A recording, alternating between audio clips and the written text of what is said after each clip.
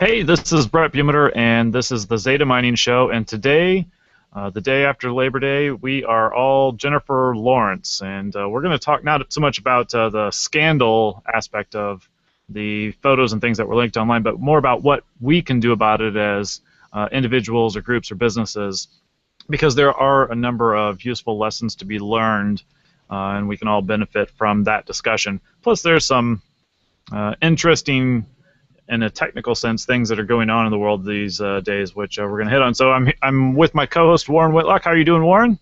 Howdy. I'm here. I'm clothed. I'm ready to go. Right. So we're talking today about life after this most recent hacking scandal, and there have been many hacking scandals all year long. There are lots of things going on in the world, and there's lots of reasons why hackers are out there and trying to do what they're doing. And we as individuals, I'm not an A-list celebrity or actress. There's very little reason why someone might want to hack into my own cell phone and get whatever pictures I might have there, which I have nothing that would be remotely interesting to anybody. However, that doesn't mean that I'm not a hacking target. And we're going to talk a little bit today about how your everyday common person can sometimes be that gateway into the back door of iCloud or a server somewhere or some social media service, which then gives the hacker a little more access to run their scripts and try to break further into the firewall. So all of us play a part in either strengthening the dam or weakening the dam of security and privacy that we all want to benefit from. So we're going to talk a little bit about that today and kind of go from there. There's a number of things going on around the world as well. A lot of big banks got hacked last week. Some people think that might have something to do with the war in Ukraine because the attacks seem to have come from Russia. There are just lots of people that like to play around and hack things, whether they're teenagers or black hat type people. There are organized criminals out there trying to steal credit card information all the time. And there's just lots and lots of reasons why people might want to hack into your account. So let's jump into things, Warren. I'm usually the guy who says I don't care too much about this. I feel like I've reached the age where it's more problem that somebody is going to see me and go ugh, and I'm protecting society by clothing myself. So not a big issue on that part of the thing for me, but anytime you hear about this, you go, wow, anything is vulnerable. And last week for me, I logged into PayPal and found out that me and my card had just been to Lafayette, Colorado. I don't know where Lafayette, Colorado is, but I noticed a charge for $107 in the Lafayette, Colorado Walmart. And I started by filling out a form. It was the middle of the night when I saw it, so I filled out the form, and boy, this is going to be a hassle, and maybe it's just some mistake, and it'll come off there, or what should I bother with? Not thinking too much about it because, again, I don't think of being hacked as something I worry about. Well, sure enough, it kind of bothered me that it was a Walmart and so specific, and it mentioned something about signature present. And sure enough, I got on the phone with PayPal, and they said, good. The good news for you is it's not going to cost you anything. We're just going to have you cut up your card and start over again. I thought, oh gosh, all the automatic payments, all this, and I'm thinking of the hassle. And then it hit me. Somebody took my number, put it on a physical plastic card, and went into Walmart. Somebody got the magnetic strip probably. Yeah, and whether or not they took it from me or got it from a download or what they did, I just consider it was a mistake, because in my lifetime, there's been, it used to be that you wrote down those kind of numbers and you had a machine to do them and things like that. But it can affect anybody at any time. So I guess the first thing is be aware. I got my $107 back, but that was just the tip of the iceberg. It's a hassle and something I've got to watch for now. And it certainly isn't, I can't blame PayPal. I don't know of a big fraud where they did that, and why they were smart enough just to put one charge on that card, I don't know. But again, not my problem, but one we all share. Yeah, definitely. Definitely, it's sometimes they're taking card numbers like that, and they run into a store and they buy something, and then later they return it just to get the cash back. So they're Right. essentially laundering those stolen credit card numbers into cash. Sometimes they're selling that stuff through pawn shops or online, wherever they can at some discount to But recycle them. to put this in perspective, I had an employee once years ago who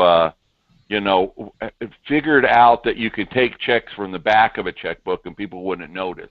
You go rip out somebody's next check they're going to use, they tend to see the numbers are off. But going in the back, you take a check, and then they took a credit card that was mailed to my business and went around and made some purchases on it. All told, all of this was $500-600 worth of fraud.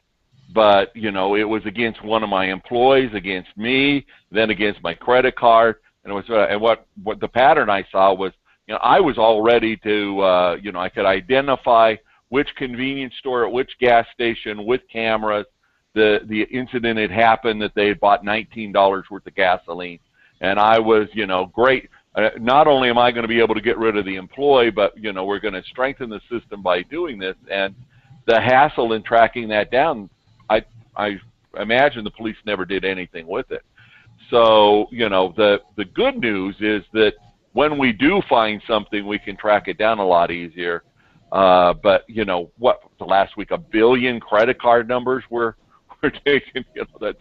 It's so pervasive that you've got to be seeing that sooner or later something's going to hit, and we've got to look for a system to watch for it. Right. The hackers are operating in the aggregate a lot of times too. So they're dealing with millions of stolen identities, stolen passwords, stolen email addresses, different ways to hack into different accounts.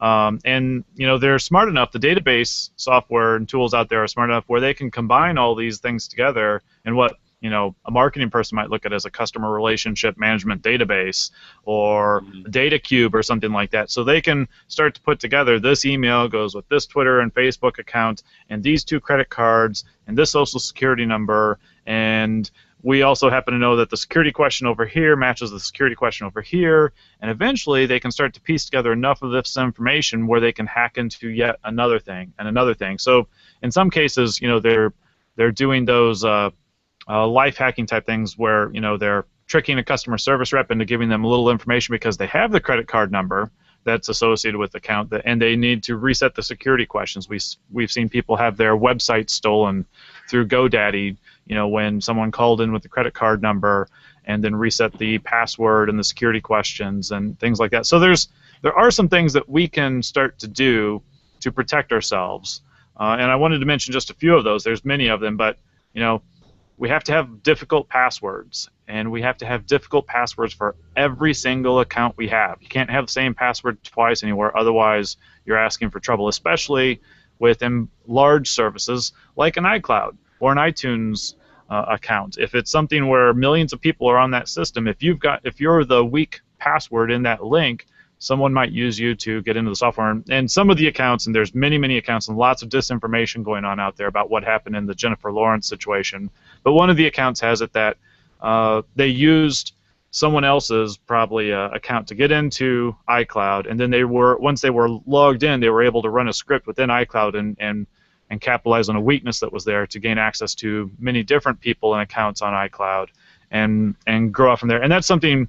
I'm a WordPress developer. We see attacks like that all the time in WordPress. We see it on hosting accounts where people have their websites, multiple websites on the same server, and if one person in that cluster has some weak passwords and somebody gets into the server, they can get into some of the other websites. So you may have some blog or something like that, might not even use it anymore, but you still have it open and you haven't changed your security. You might actually be the back door into someone else's more important site. So we need hard, different passwords everywhere. That kind of means, and you and I were talking about this just before the show, you got to have a password manager these days. Password managers, Sometimes they cost a little money. Sometimes you can find them for free. I've been using 1Password myself, the free version on multiple accounts for multiple computers and iPads and things like that for some time. I plan on upgrading shortly. There's other ones like LastPass, very popular. But if you can remember your password for every single system that you're in, odds are that password's not strong enough and it can be cracked by a key. So we've got to dig in and kind of all start to tighten up the bastions and protect ourselves a little bit more. Well, there's a couple of tricks you can use that and I don't want to give too specific examples, but for instance, instead of using a common word or a common name, you have a misspelling of that or something else, and you start combining that. So part of your password could be something like that, using your rule, so that you put 3 numbers and then a symbol and then some made-up word that you stick in there. Not an easy to get word, because by the time somebody's cracking that kind of a password, they're not like figuring out who you are, doing any kind of social engineering on you. So I've done a couple of things like that. A passphrase, a good case can be made for sticking 4 non-congruent words together, especially and then you can now use space in most passwords. So there's some tricks you can do to make it a lot easier. Because the last hack like this that came up, and it was a good idea to change passwords. So I went through and did that. And I like to remind you that it's a little bit on. You can get a little. If you trust your password system, you're limited to the number of machines you go into. You got no problem. But I quite often am picking up a device I rarely use. It's around the house and trying to get into something. I'm going through my password manager being down right now. So, there are some, there's some limits to what you can do. But, hey, if you're going to go out to a site that requires a password to, say, read a newspaper, use a completely different username and password that may be easy to guess but isn't tied into paying for anything. And anything that has a credit card, access to personal information, access to another site, if it uses Facebook to log in, anything that starts to have like that, you got to worry about having something a little bit more complete. And then, again, relax. Even when they take millions and millions of accounts, they're going through them little by little. The biggest protection you can have is to change it. So if somebody steals 1 million passwords and they got databases running and crews of people at $1 an hour working on it, they're going to get to you sooner or later. But if you change your password, the next day, nobody's doing that. So pay attention, and when you see something like this come up, if you think it might affect you, go ahead and change the passwords. And those password managers, really easy to change the passwords. And don't get over systematized, or don't try a new one while using the one you've got. I've several times locked myself out. And then, the other thing I've learned from having the recent problem with my password manager is that one of the things I did while I was going through this, I just got carried away one evening and decided, there's 1,000 old passwords in there. Let's see if I could clear out some of those sites.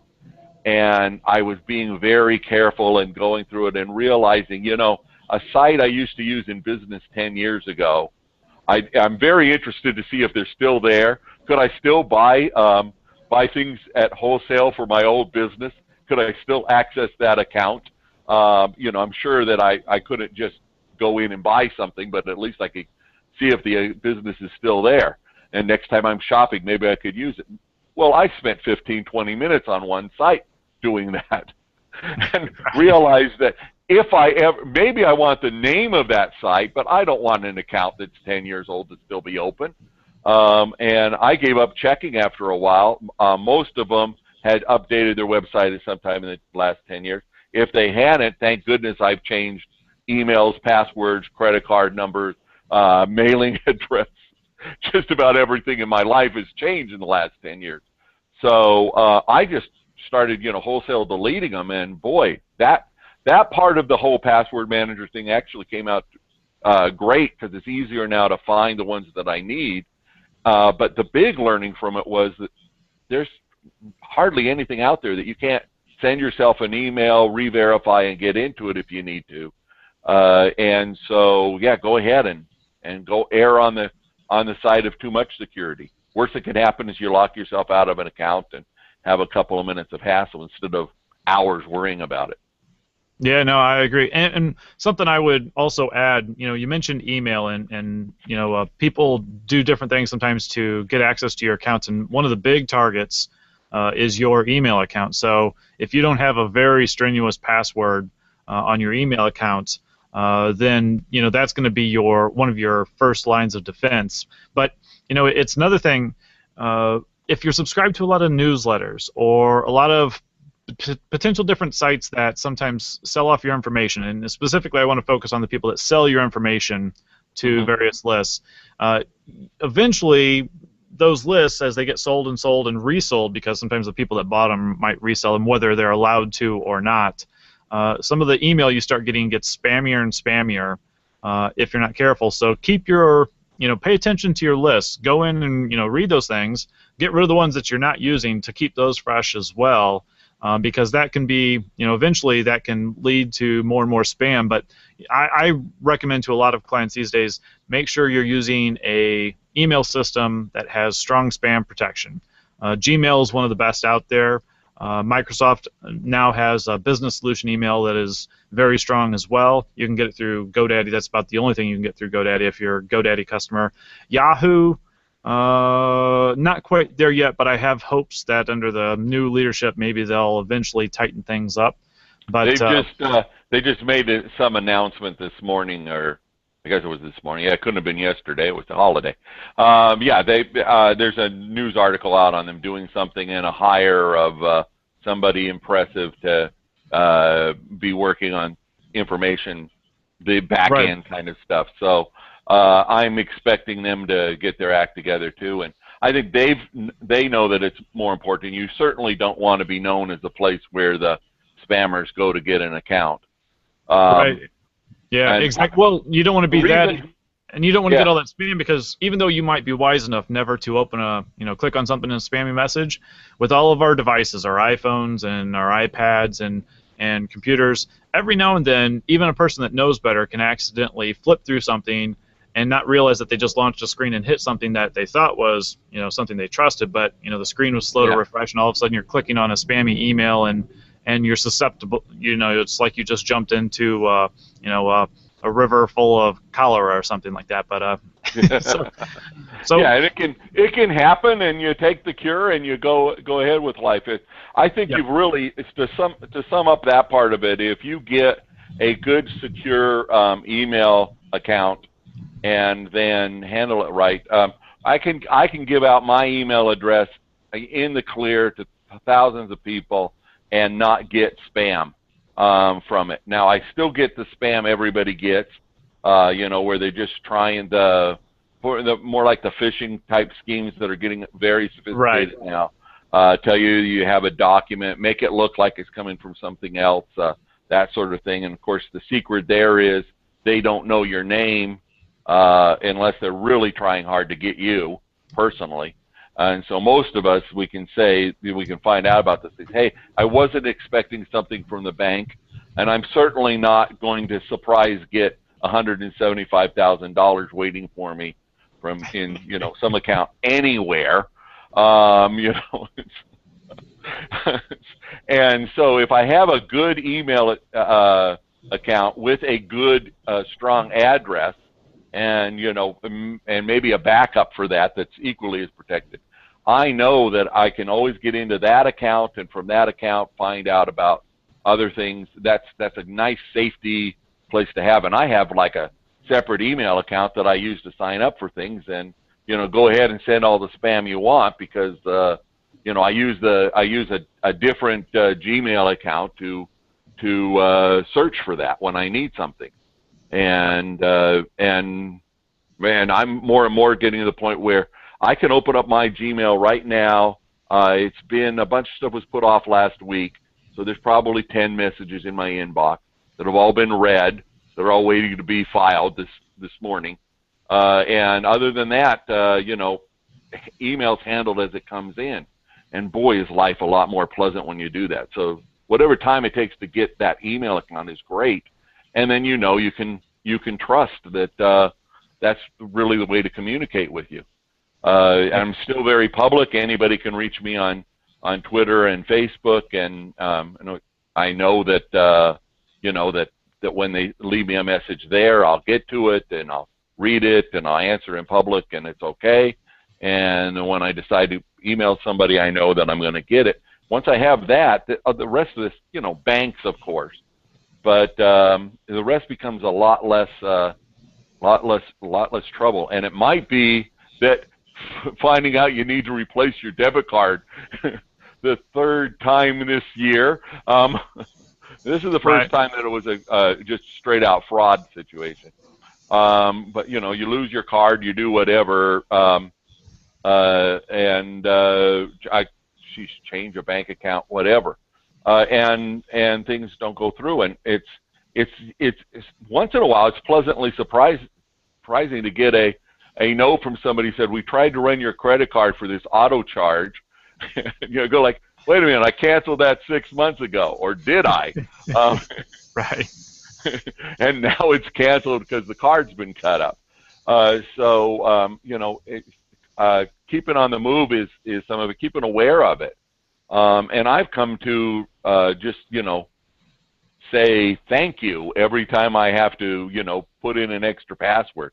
You know, my password manager won't let me in if it's been at so many hours without typing in that password. And I realize that's it. That's such a line of defense. My life is so much easier because of that. And then, you know, watch for the other things that may or may not come up. So I agree. Did you just get a notice that No. That photo was posted? My phone's buzzing at me, and it's one of those. I've got it on set to vibrate, but it just started buzzing me a little bit. That's your 4chat notification. I know what it is. Yeah, you know, one of the things I was reading up some of the history of 4chan on a CBS News report, and 4chan is essentially an anonymous social network out there. In some of the news reports, it's kind of presented as a hacker group, but really it's a very large community. You might think of it as a anonymous version of Facebook, or, you know, a forum thread or something like that. And so there's lots of nefarious people in there, and then there's lots of people that are in there for, let's call it, less nefarious reasons or anonymous reasons. But, you know, this particular network, you know, is reportedly responsible. They were the ones that, you know, started the whole LOL cats phenomenon. They started rickrolling way back when. They kind of kicked off the Steve Jobs' dead of a heart attack story, taking Apple's stock price down a bit 3 years before he actually passed away. And they were the, you know, some of the people on 4chan, they were the ones that hacked into Sarah Palin's email account and then posted it on 4chan for people to, you know, see some of this. There's my point is not to glamorize 4chan, but it's so that people can understand that this is a social network first, and not like a specific gang or group. It just happens to be shared there, and so there's definitely some nefarious activity going on there. I'm not saying that people there are good, bad, or otherwise. I just want to make sure that people understand, you know, the nature of these reports, because some of the news articles I'm reading, you know, makes 4chan out to be an actual person or an actual group or a username, or, you know, the news stories as they do these days, getting it totally wrong, totally screwed up in a lot of different ways. Well, and colors people's view.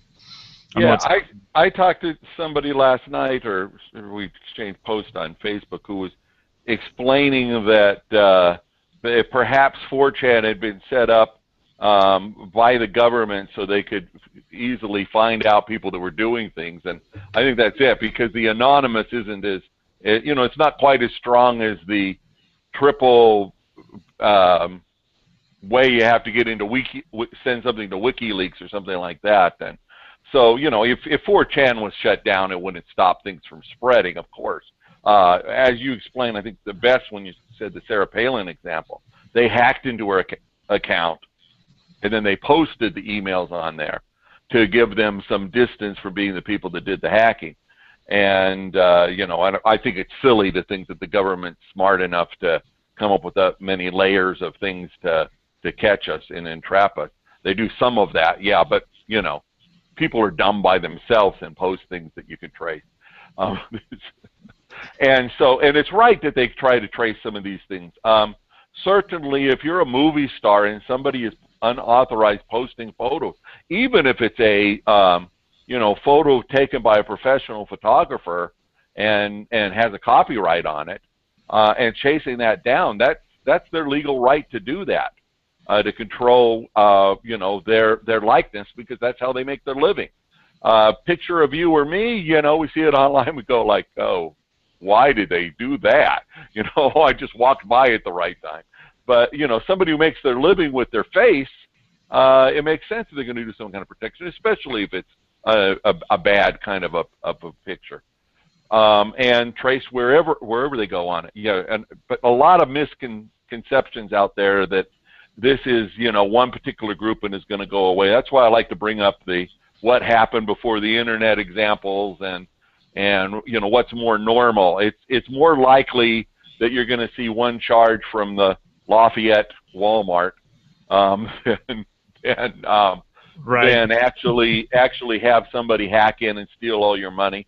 Although I've got a friend who was doing extremely well, and I ran into him at a conference and I said, "How things going?" Well, we were doing so well. We were doing some of our business out of Costa Rica and gave the company credit card to somebody, didn't have any, barriers there, and an account that had several $100,000 in it was just wiped out, by somebody that had the time and the means and tried to figure that out.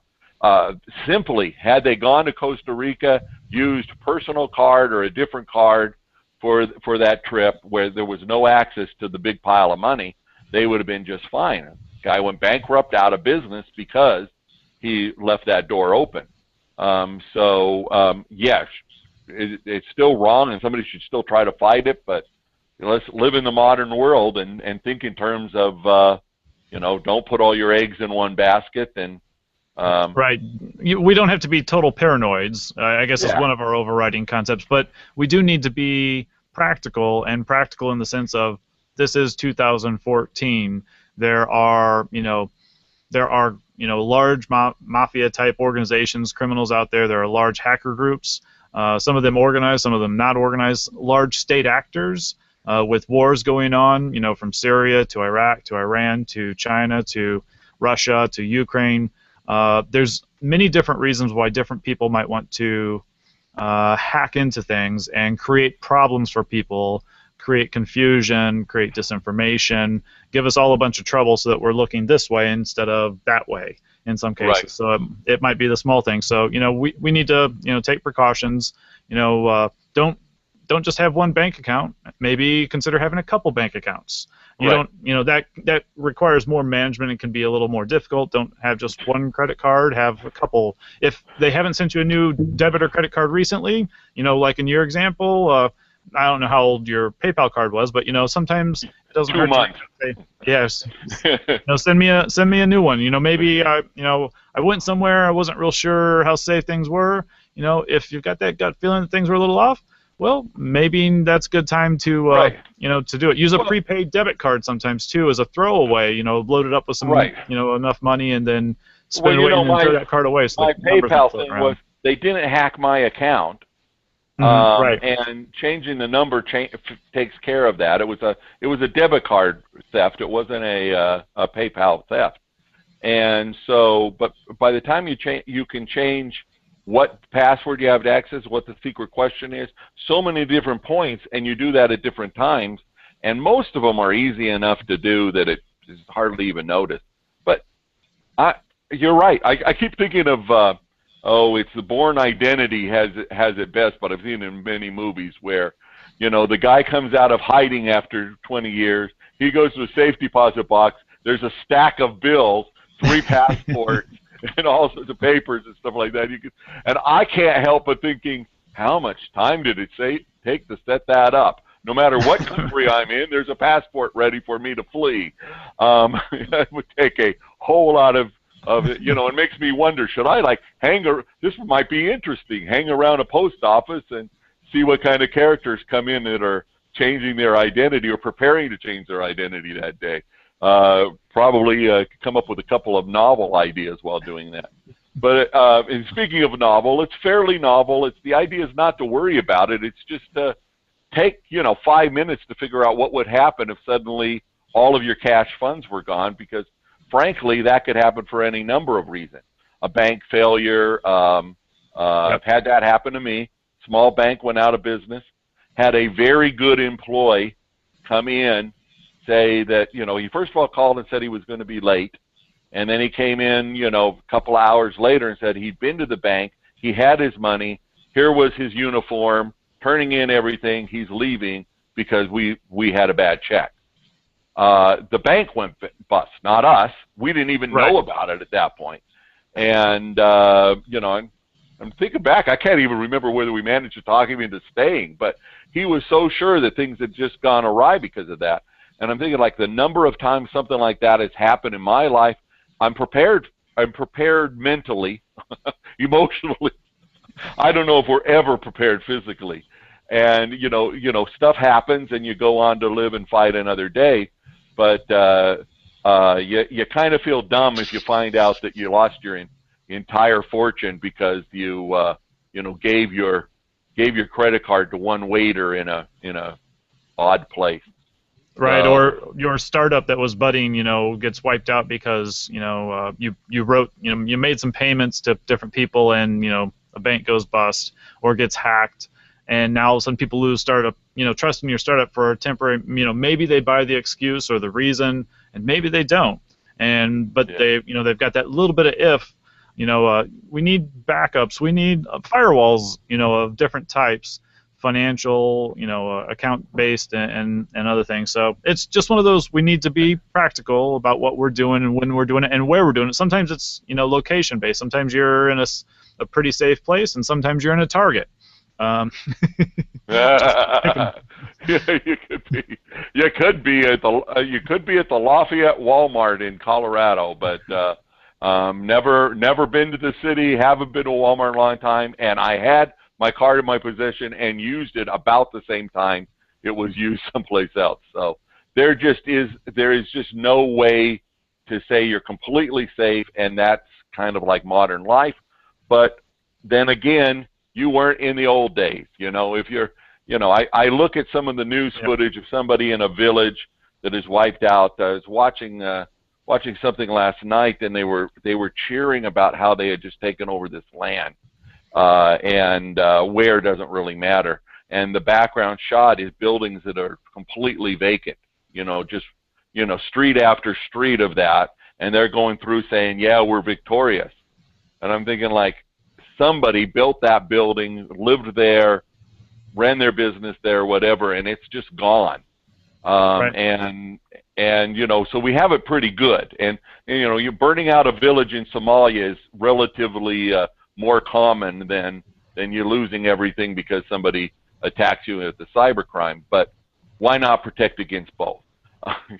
Yeah, these are first world problems, but that doesn't mean they're not problems. So we need to, absolutely keep that in perspective and keep the, could be worse in perspective, and kind of go from there. It wasn't, even in the States, we're just a generation or two away from people that have had parents or grandparents that, many banks did fail all across the country, and that wasn't necessarily a new thing. Sure. And it was common practice to hide some cash away, or even some silver or gold or something like that, literally buried in different places or hidden throughout the house or something like that, just so that you had a reserve.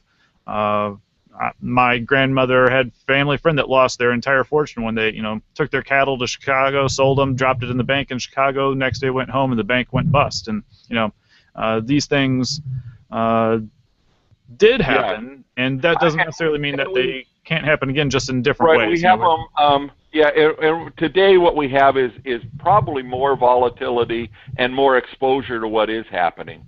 And there's some of this is good.